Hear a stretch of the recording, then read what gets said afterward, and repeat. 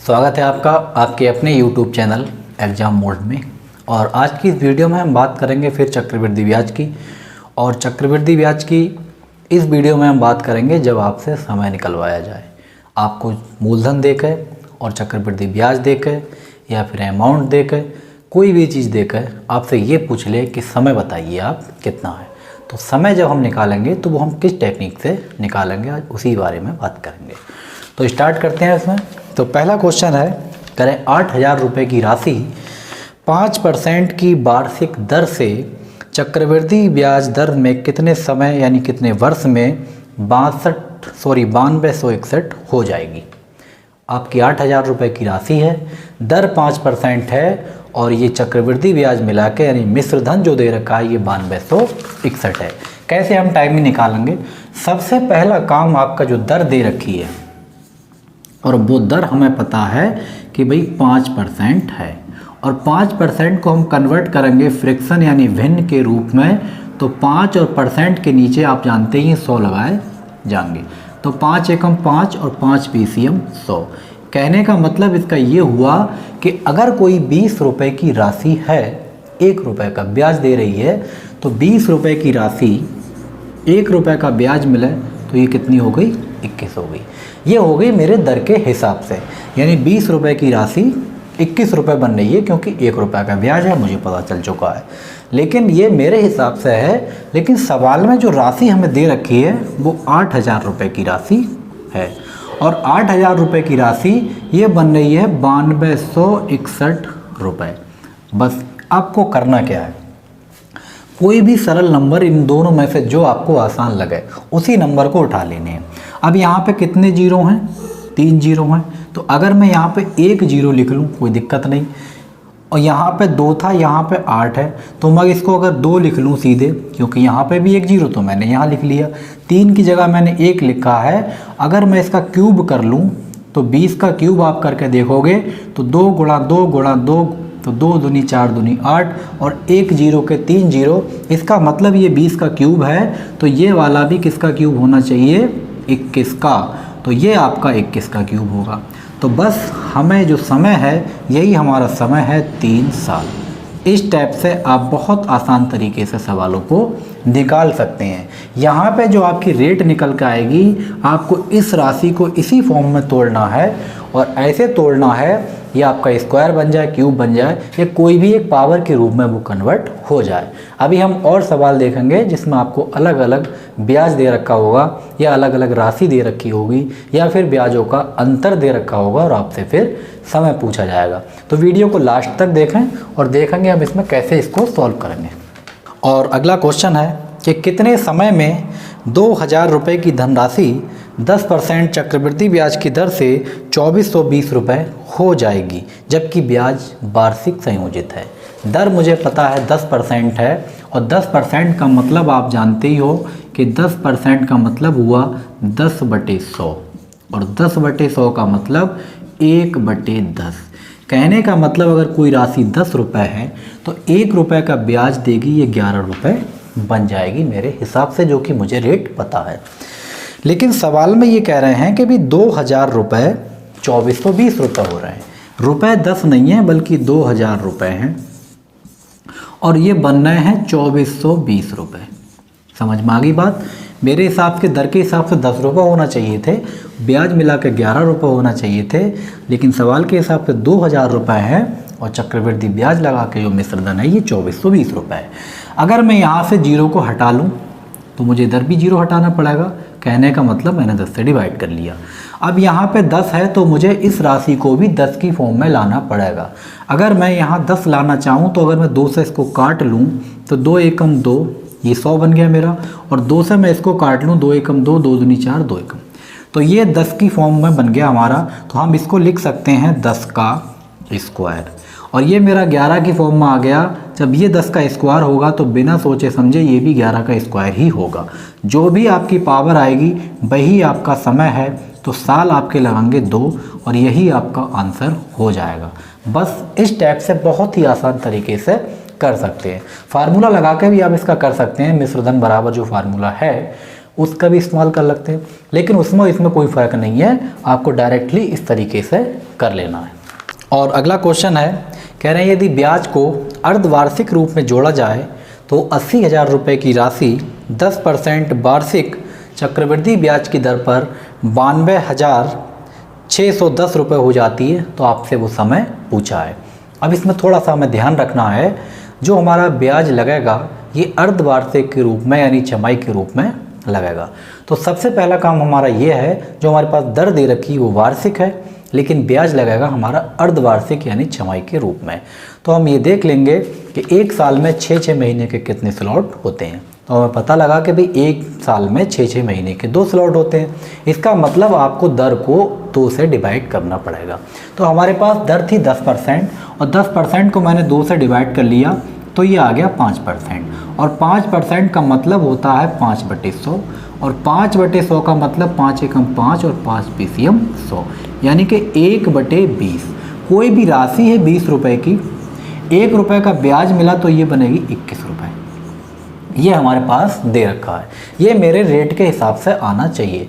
लेकिन सवाल में जो दे रखी है ये 80,000 रुपये बन रहे हैं, 20 रुपये नहीं बन रहे हैं, बल्कि 80,000 रुपये बन रहे हैं। और इधर 21 नहीं बन रहे हैं, ये बन रहे हैं आपके 92,610 रुपये। सबसे पहला काम, इधर भी जीरो है उधर भी जीरो है, आप पहले तो जीरो को जीरो से निपटा दें। जीरो जीरो ख़त्म हो गया, इधर बचा मेरा 8,000 रुपये, इधर बना 9261 रुपये। मुझे दिख रहा है यहाँ पे 3 जीरो हैं, यहाँ पे 1 जीरो है, तो 3 हो गया।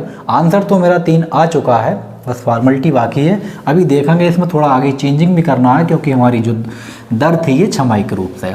तो मैं इसको अगर ऐसे लिख सकता हूँ कि 8,000 को लिख लूँ 20 का क्यूब, 2 दूनी 4 दूनी 8 और 2 1 जीरो के 3 जीरो।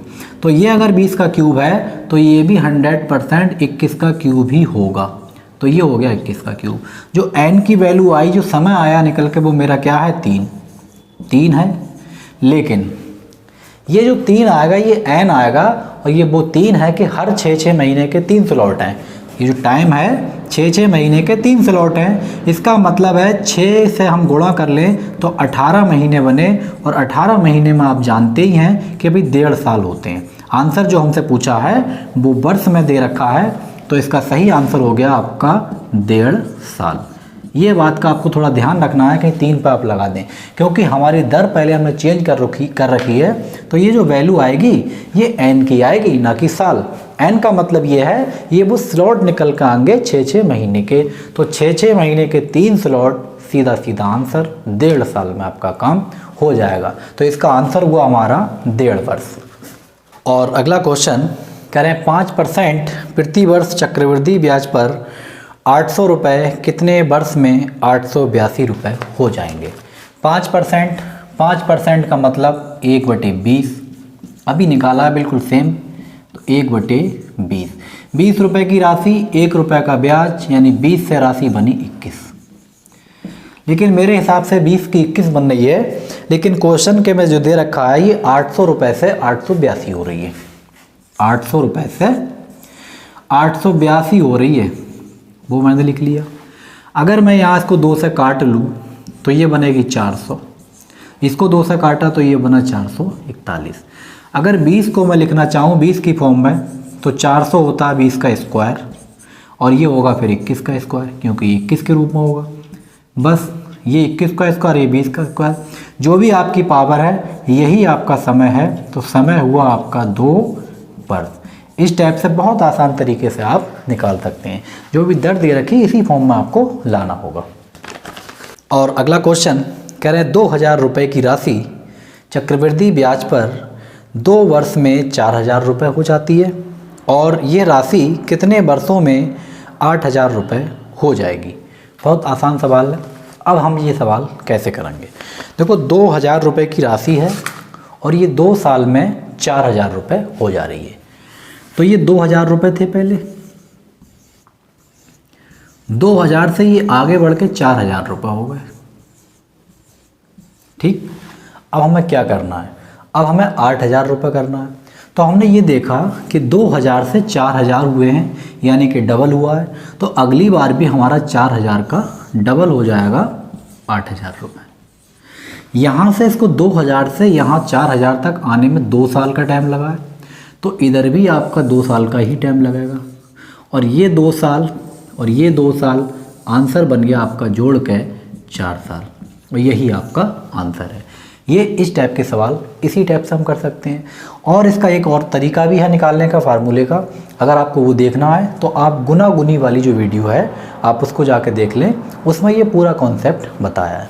तो ये पहले 2,000 थी, 4,000 हुई, 4,000 से 8,000 हुई। अच्छा, ये डायरेक्टली कैसे हो गई इसका हमें थोड़ा ध्यान रखना है कि सेम टाइम में जो अमाउंट और प्रिंसिपल होगा इसका जो रेशियो होता है वो हमेशा सेम होता है। जैसे यहाँ 2,000 और 4,000 का हम रेशियो निकालेंगे तो 2,000 एकम 2,000, 2,000 दूनी 4,000, यानी इन दोनों का जो रेशियो निकल कर आएगा ये 1:2 आएगा। अगर अगली बार मैं इसका निकालूंगा तो 4,000 एकम 4,000 और 4,000 दूनी 8,000, तो इन दोनों का भी 1:2 आता है। तो सेम टाइम में मूलधन और चक्रवृद्धि ब्याज, मिश्र धन, इसका जो अनुपात होता है वो हमेशा सेम रहता है। प्रिंसिपल और अमाउंट का रेशियो सेम रहता है सेम टाइम में।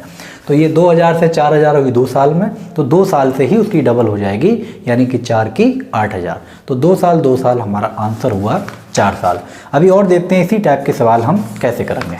और अगला सवाल है, कह रहे हैं यदि कोई धनराशि चक्रवृद्धि ब्याज पर 7 वर्षों में 2 गुनी हो जाती है तो कितने वर्षों में 8 गुनी हो जाएगी।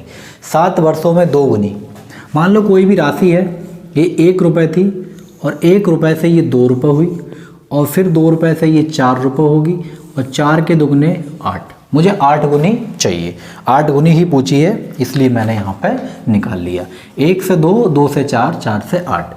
देखो यहाँ कर 1:2, 2 एकम 2, 2 दूनी 4, ये भी 1:2, 4 एकम 4, 4 दूनी 8, तो ये भी 1:2। यानी सेम टाइम में प्रिंसिपल और अमाउंट का जो रेशियो होगा वो हमेशा इक्वल होना चाहिए, जो कि है। ये 2 गुनी होने में इसको 7 साल लगे हैं, तो जब रेशियो सेम है तो टाइम भी सेम है, तो ये भी 7 साल लगे होंगे। तो अगर हमें सबको जोड़ लें 7 + 7, ये हो गए हमारे 21 साल। तो जो टाइम निकल कर आया 21 साल का निकल के आ गया। इसी की एक ट्रिक के रूप में अगर हम इसको कह दें कि एक ट्रिक है, हालांकि वो ट्रिक फ्लॉप हो जाती है कभी कभी, उसको भी इस्तेमाल करके हम इसका निकाल सकते हैं। वो राशि क्या है, कोई भी राशि है 7 सालों में 2 गुनी हो रही है, कितने सालों में ये राशि 8 गुनी हो जाएगी। इस टाइप से भी आप इसको निकाल सकते हो, लेकिन ये कहीं ना कहीं आपका फ्लॉप हो जाता है और कई जगह हो जाएगा। लेकिन ये आपका जो मेथड है सदाबहार है, कभी भी आप इसको इस्तेमाल कर सकते हैं। अब मेरे पास यहाँ 2 है और यहाँ 8 है, मुझे इस नंबर को भी इसी फॉर्म में तोड़ना होगा। तो मैं इस 8 को ऐसे लिख सकता हूँ 2 × 2 × 2। मैंने ये देखा कि 2 कितनी बार आया है, तो 1 2 3, यानी 2 3 बार आया है, तो आपको 3 से गुणा करना पड़ेगी और 7 × 3 = 21, यही इस सवाल का आंसर हो गया। तो इस टाइप से भी निकल जाएगा, लेकिन ये तरीका हर जगह फेल हो सकता है, कहीं ना कहीं हर जगह आप इसको इस्तेमाल नहीं कर सकते, बल्कि ये वाला जो तरीका है ये आप हर जगह इस्तेमाल कर सकते हैं। बस सीधा है 1 का 2, 2 का 4, 4 का 8। टाइमिंग मुझे देखना है, 8 गुनी हुई रोक दिया। एक स्लॉट मेरा 7 साल का है, तो 1 2 3 स्लॉट है, तो 7 × 3 = 21 साल। कोई ज़रूर नहीं है पूरा जोड़ जाड़ के ही लिखा जाए। और अगला क्वेश्चन कह रहा है यदि कोई धनराशि चक्रवृद्धि ब्याज पर 5 वर्षों में 2 गुनी हो जाती है तो 8 गुनी होने में कितना समय लगेगा। बहुत आसान सवाल कि भाई 1 हुई राशि, फिर ये 2 गुनी हुई होगी, 2 का और बढ़ा दें 2 गुना तो 4 हुई होगी, 4 का 8 हुआ होगा। बस 8 गुनी हमसे पूछी है और ये 1 से 2 रुपये होने में इसको 5 साल लग रहे हैं, तो 2 से 4 होने में भी इसको 5 साल लगे होंगे और 4 से 8 होने में भी इसको 5 साल लगे होंगे। टोटल टाइम आपसे पूछा है 15 साल हो गया। इस टाइप से निकाल लें हम 15। और कोई भी राशि है 5 सालों में ये 2 गुनी हुई होगी, कितने सालों में ये 8 गुनी होगी। 8 को तोड़ना है ऊपर वाले नंबर की फॉर्म में, तो मैं लिख सकता हूँ 2 दूनी 4 दूनी 8। मैंने ये देखा कि 2 मेरा 3 बार है, तो 3 से गुणा कर लूँ और 3 पंजे 15, ये भी इसका आंसर है। इस टाइप से भी निकाल सकते हैं। तो कैसे भी हम निकाल लें, हमसे सिर्फ समय पूछा है तो हम इस टाइप से इसको निकाल सकते हैं। और अगला क्वेश्चन है कि वार्षिक चक्रवृद्धि ब्याज की गणना करते हुए 10% वार्षिक चक्रवृद्धि ब्याज की दर पर 2000 रुपये से कितने वर्षों में 662 रुपये मिलेंगे। बहुत आसान सवाल कि 2000 रुपये हैं और 10% वार्षिक ब्याज की दर से कितने साल में हमें चक्रवृद्धि ब्याज मिलेगा 662 रुपये का।